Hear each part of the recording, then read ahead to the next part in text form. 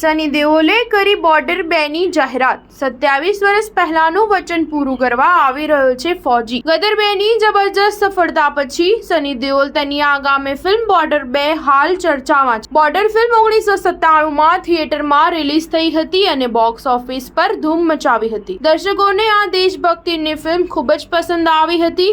જ્યારે હવે બોર્ડર 2 ની જાહેરાત બાદ ચાહકો ખુશ થશે। સની દેઓલે બોર્ડર 2 ની જાહેરાત તેના સોશિયલ મીડિયા હેન્ડલ પર કરી છે। બોર્ડરની 27મી વર્ષગાંઠ પર અભિનેતાએ એક વિડીયો શેર કરતા લખ્યું છે કે એક સૈનિક તેનું 27 વર્ષ જૂનું વચન પૂરું કરવા ફરી આવી રહ્યો છે।